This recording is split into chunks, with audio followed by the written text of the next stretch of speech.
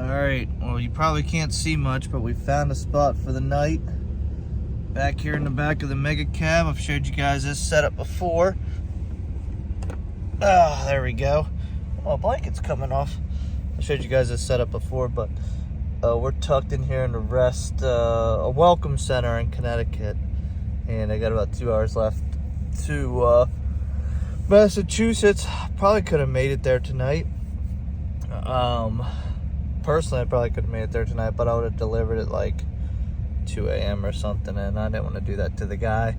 If it was a car, I could have just rolled, but it'd be in this side-by-side trailer and everything. I wanted to make sure it gets, you know, put in a proper spot, locked up, and the guy gets a title and everything and keys out of it. So, I guess I'll see you guys in the morning. Hopefully somebody doesn't come knock on our door, because parked in the car area, but our lights are off and we are idling, but it's late, so hopefully nobody bothers us. I don't think I'll have an issue here. Well, before I go to sleep, that's one nice thing about having this little tiny trailer. I was actually able to fit in the car section, and I kind of just look like just a regular old guy out on an adventure with this side-by-side. Well, we didn't get the knock last night there. Alright, well, look who we spotted here. Anybody know who that truck is? Hotshot, New England. Must be sleeping. I text him to see if he's up. I don't want to bother him. He must have got in late. So, let's get on the road here.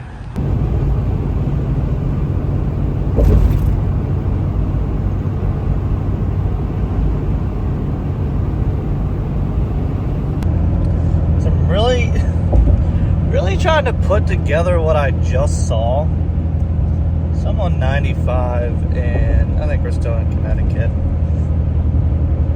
Anyways, it doesn't make a difference to the story.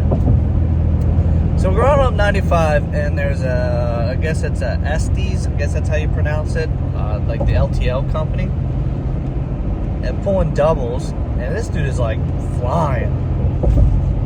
3 lanes wide, I'm in the middle lane, passing slower traffic, and then he comes flying by in the left lane, is like on the horn real loud, because there's a car in the far left lane that is, I guess, holding him up, and he is just blowing the horn. I'm like, hey, maybe the dude's in a hurry, whatever. So he goes by, the car gets over, he gets over behind the car, and I'm like, well, if you're in that big of a hurry, I don't know why you got in behind that car. So then he gets over into the far right lane. I'm still in the middle lane. The guy opens his door and is like standing on the step, his left foot on the step, like half hanging out the door of the truck.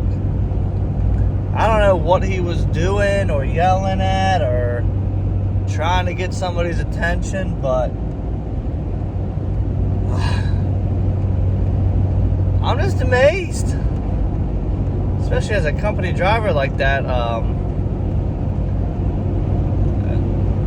I don't know. I am completely baffled by what I just saw, and I wish I had an explanation for it. Well, made it to our delivery. Guy's just gonna move his truck, or he was going to. I was gonna back in there. Maybe it doesn't start or something. Alright, I'll let everybody in on a secret. If you come into Connecticut on 95, you need to stop at exit 46. There's a food terminal sign, which is a bunch of authentic Mexican food trucks. During the summer, this whole block will be filled with different countries' food. I come for the tacos. And you just pick a stand, and I just got 3 carne asada tacos for $5. Comes on a plate, foil over it. Let's see what we got.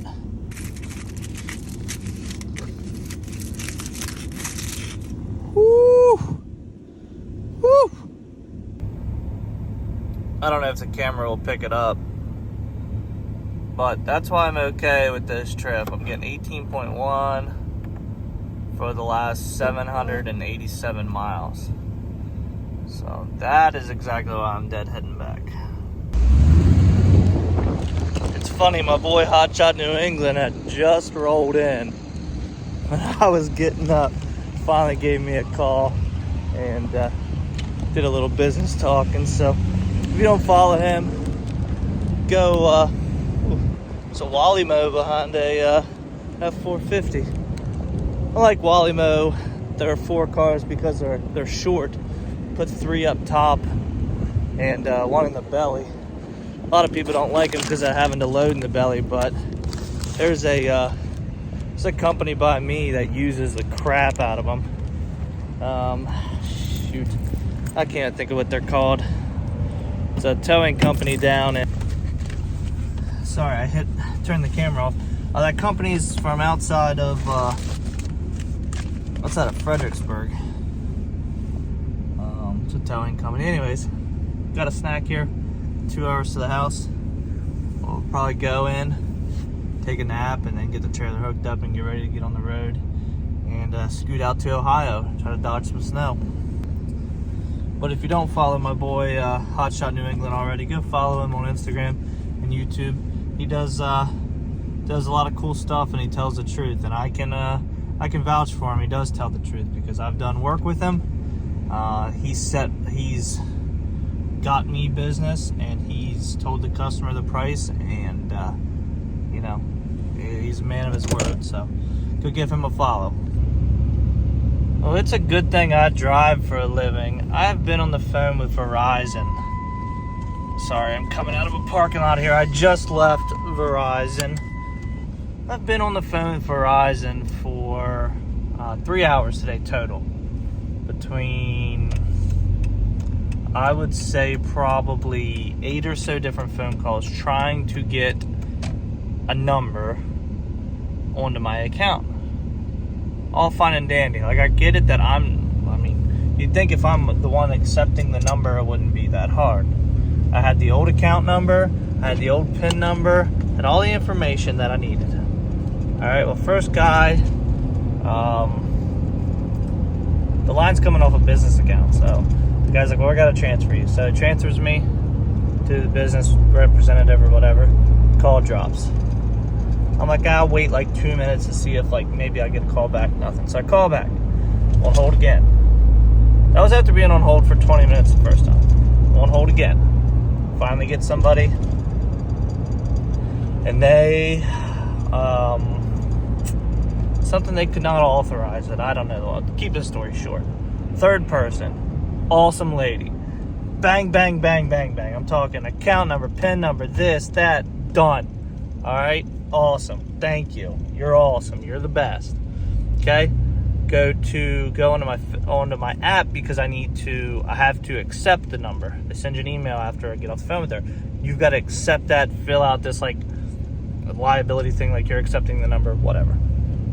Do that. Won't let me do it. So I'm like, okay, I'll just call back. Just let them know what's going on. Call back real quick and maybe they can do it manually. Lady, I get on the phone this time, bam, awesome. Manually I had to go through.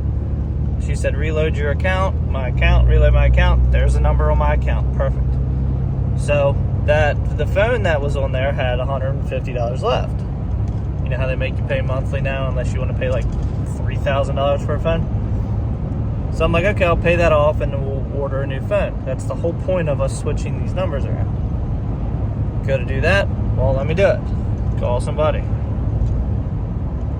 You can go to your local store to get that done. Great. You know what? I'm passing the store on my way home. Thank God it's right in town. I'm going to run in there. I'm going to tell them what I need. And then they're probably not going to have a phone in stock.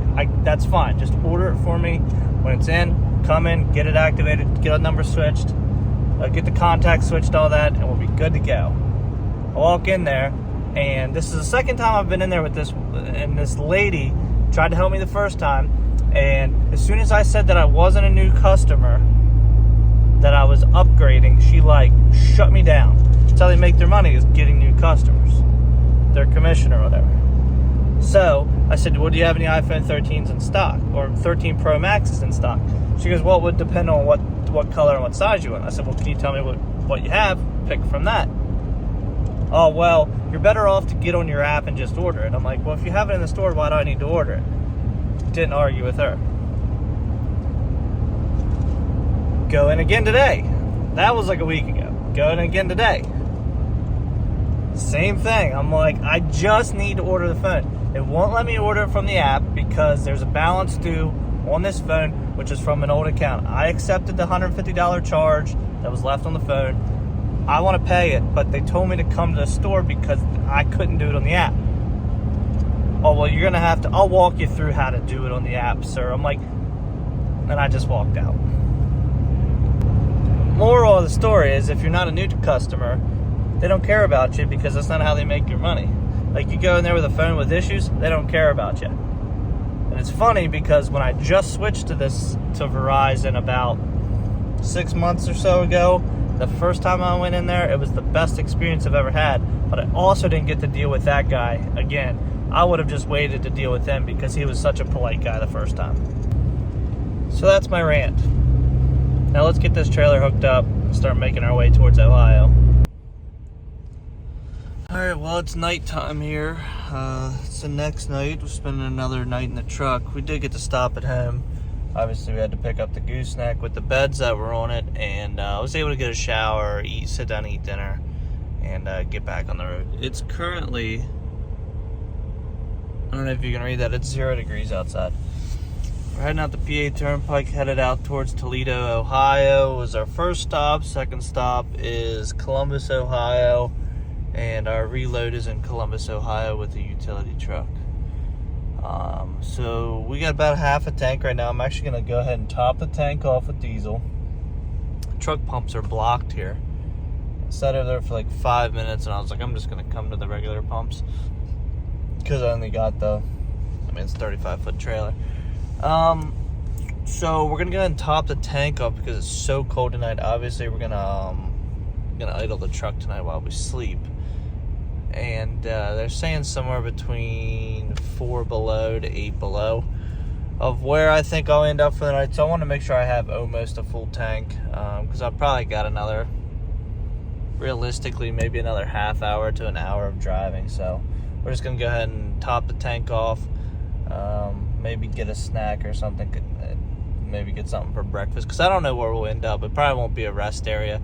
I don't think I'll make it to quite into Ohio, but if I stop around 10:30, I'll be able to take my tent off and then get back up and get to where I need to deliver right when they open at 8 o'clock. So let's get fuel, snack, and get out of this cluster of a rest stop because there is trucks parked everywhere. Nice little truck sitting here. It's got prime parking here. It is just plain disrespectfully cold out here.